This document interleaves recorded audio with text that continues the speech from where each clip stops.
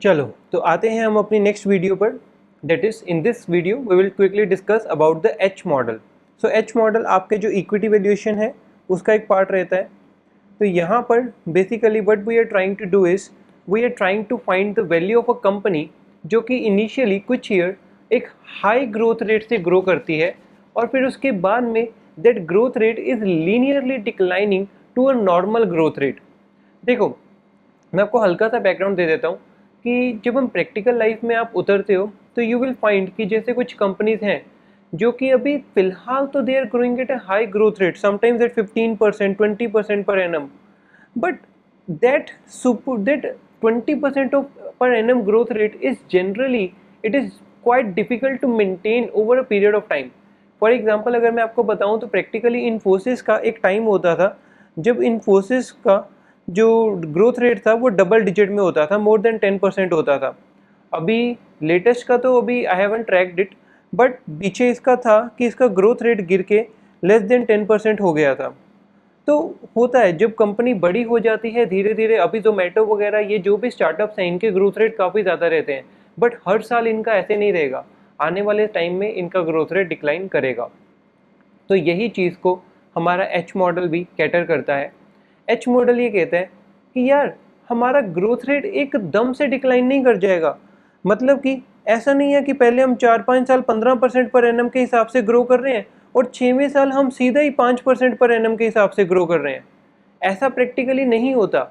आपका जो growth rate है वो धीरे धीरे डिक्लाइन करता है, एक लीनियर फैशन में हम कह सकते हैं, वी कैन एज्यूम इट कि आपका ग्रोथ रेट लीनियर फैशन में डिक्लाइन करेगा।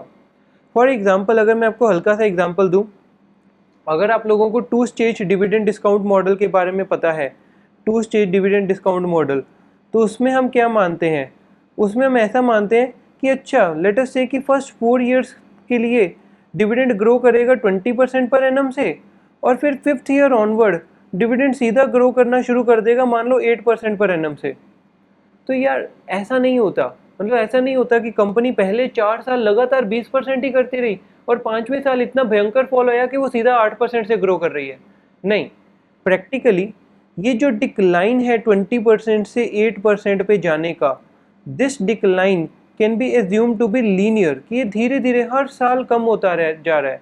20% से 16% हुआ, फिर 12% हुआ, फिर 8% हुआ, तो मतलब हर साल धीरे धीरे धीरे आपका जो ग्रोथ रेट है वो कम होता जाएगा। तो this linear fall is shown by this line, ये लाइन आपकी ग्रोथ रेट को सिग्निफाई करती है। और फिर यहाँ पर आपका ग्रोथ रेट कांस्टेंट हो रहा है, दैट इज 8% पर एनम। इस एग्जांपल में यहाँ से 20 से गिर रहा है, फिर धीरे धीरे कांस्टेंट होता रहा और ये गिरता रहा और फिर यहाँ पर 8% पर एनम पे कांस्टेंट हो गया। ठीक है, तो ये तो हो गई इसका हल्का सा बैकग्राउंड थ्योरी। अब मेन चीज़ आती है कि सर हम इसे वैल्यू कैसे करें, how do we value the share using the H model and all that stuff. तो my dear, value of any asset is equals to the present value of the expected cash inflows from that asset discounted at the appropriate discount rate। है sir, क्या बोला?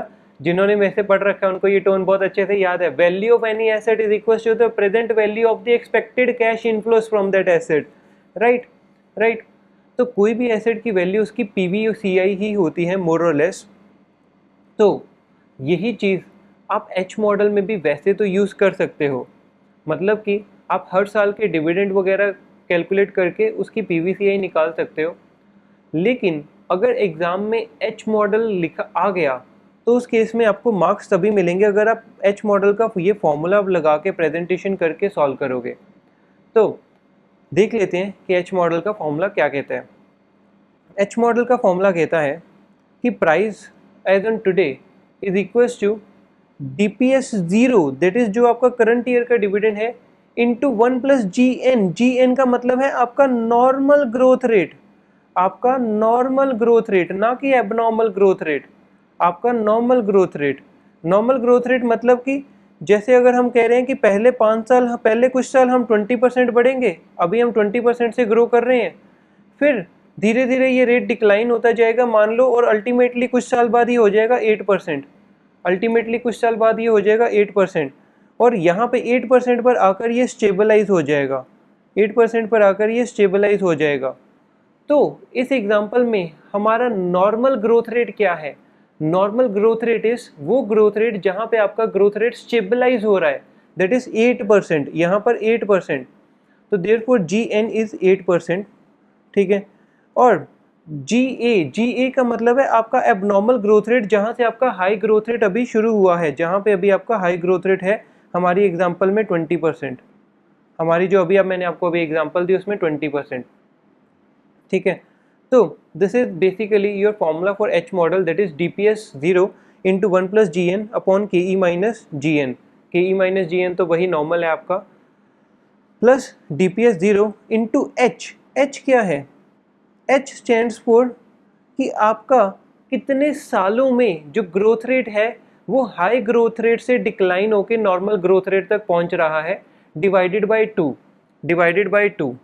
तो for example अगर मैं कहता हूं कि आपका 4 सालों में डिविडेंड जो ग्रोथ रेट है वो हाई ग्रोथ रेट से एबनॉर्मल ग्रोथ रेट पे अपना पहुंच रहा है, तो यहाँ पे आपका H हो जाएगा years of abnormal growth which is 4 divided by 2 which is 2, right. तो H is years of abnormal growth divided by 2, तो it is DPS 0 into H into GA minus GN upon KE minus GN, ठीक है। तो पहले एक काम करते हैं, एक फटाफट से क्वेश्चन सॉल्व कर लेते हैं इसका, और फिर उसके बाद में हम इसकी इंटरप्रिटेशन देखेंगे। तो इस क्वेश्चन में हमारा DPS 0 है 4 रुपीज़, हाई ग्रोथ रेट जो एबनॉर्मल ग्रोथ रेट है जिसे हम GA से रिप्रेजेंट कर सकते हैं, इट इज़ गिवन एज 15%। जो आपका नॉर्मल ग्रोथ रेट है after 4 years, it is given as 6% after 4 years. तो आपका ये जो पीरियड हो गया वो कितना हो गया? आपका पीरियड है 4 ईयर्स, तो देयरफॉर आपका H कितना आ गया? H is equals to 4/2 which is equals to 2, ठीक है। तो हमें वैल्यू ऑफ स्टॉक निकालनी है using H model, KE given है 10%, तो निकाल लेते हैं, आसान है। तो वैल्यू कितनी आई? वैल्यू आई DPS 0 इंटू 1 प्लस GN ही लेना है, यहाँ पर गलती से GA मत ले लेना। जो आपका नॉर्मल ग्रोथ रेट है, जैसे इस केस में आपका नॉर्मल ग्रोथ रेट कितना है? 6%, तो आपको 6% लेना है यहाँ पर, ठीक है, upon KE minus G which is 0.10 upon KE minus G plus DPS 0 again into H into high growth rate abnormal growth rate minus your normal growth rate divided by again your KE minus G। तो ये आपका हो गया कितना? DPS 0 है आपका 4 rupees into 1 plus GN which is 0.06 upon 0.10 minus 0.06 plus DPS 0 again 4 rupees into 2 into 0.15 which is your abnormal growth rate minus your normal growth rate which is 0.06 divided by again 0.10 minus 0.06। तो आप अगर इसकी value calculate करोगे then you will find the value to be 106 plus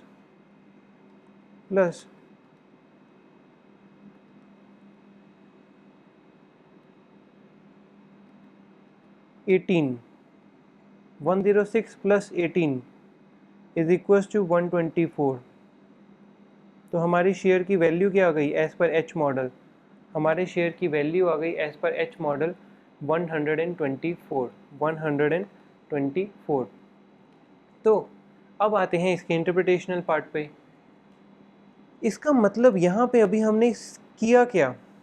basically ये जो आपका part है, this part of your first part, जो 106 रुपये आपकी वैल्यू आई, ये आपको बताती है कि आपके जो शेयर की वैल्यू है due to normal growth rate वो कितनी है।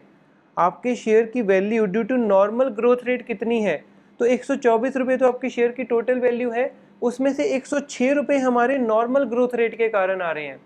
और जो बैलेंस 18 रुपीज़ है, बैलेंस 18 रुपीज़ है, this is due to abnormal growth rate. तो this is due to abnormal growth. ये जो पार्ट है it is due to abnormal growth 18 rupees का, और ये जो पार्ट है ये जो पार्ट है it is due to normal growth, it is due to normal growth. जो आपका नॉर्मल ग्रोथ है उसके कारण आपके शेयर का प्राइस 106 रुपये है और एबनॉर्मल के कारण 18 रुपये है। क्लियर हुआ, राइट। फाइनली अगर मैं इसे ग्राफिकल फॉर्म में रिप्रेजेंट करना चाहूँ तो ये मैं इसको ऐसे कर सकता हूँ कि मेरा GA यहाँ से स्टार्ट हुआ कितने से 15% से, ये फिर लीनियरली यहाँ पर से गिरता रहा, हर साल गिरता रहा, कितने पे आके रुक गया, 6% पे स्टेबलाइज हो गया, 6% पर ये स्टेबलाइज हो गया। ठीक है, तो ये जो वैल्यू है जो मैंने येलो से हाईलाइट कर रखी है, this represents your value due to the stable, that is 6% growth rate. अगर आपका होता, अगर आपका स्टार्टिंग से 6% ग्रोथ रेट ही होता तो उस केस में आपकी वैल्यू कितनी आती, 100, उस केस में आपकी वैल्यू कितनी आती, 100 कितना था, 6 रुपये, 106 रुपये, अगर आप हमेशा से 6% पे ही ग्रो कर रहे होते। बट क्योंकि आप स्टार्टिंग के कुछ ईयर्स हायर ग्रोथ रेट से ग्रो कर रहे हो, आप 15% से ग्रो कर रहे हो, तो देयरफॉर आपकी वैल्यू ज़्यादा है, कितने रुपए, 18 रुपये आपकी वैल्यू ज़्यादा है। This 18 rupees is attributable to this higher growth rate. तो आपकी टोटल शेयर वैल्यू यहाँ पर बन गई 106 रुपये plus 18 rupees which is 124 rupees, which is 124 rupees. अगर आप अपने नॉर्मल तरीके से दैट इज़ पीवीसीआई भी करते हो, अगर आप सारे डिविडेंड्स को प्रोजेक्ट करके उनकी प्रेजेंट वैल्यू भी पुल करते हो, तब भी अप्रॉक्सीमेटली आंसर इतना ही आएगा, तो H model is nothing different. ये भी एक तरह का डिविडेंड डिस्काउंट मॉडल ही है जहाँ पे हम डिविडेंड्स को डिस्काउंट कर रहे हैं, लेकिन यहाँ पर हम डिविडेंड्स को डिस्काउंट का इसमें ये मानते हैं कि जो आपका ग्रोथ रेट है वो एकदम से 15 से 6% नहीं आ जाएगा, वो धीरे धीरे 15 से 6% पे आएगा। और यहाँ पे हमारा जो फॉर्मूला है वो बाइफरकेट करके दे देता है कि अच्छा आपकी नॉर्मल के कारण कितनी वैल्यू है और एबनॉर्मल के कारण कितनी वैल्यू है। So this is basically your H model. I hope समझ में आ गया होगा। If you are watching this video on YouTube then don't forget to leave a like and leave us a comment if you liked it. Okay, so this is your finance Acharya Jatin in Nagpal this side. See you in another video. Till then, bye.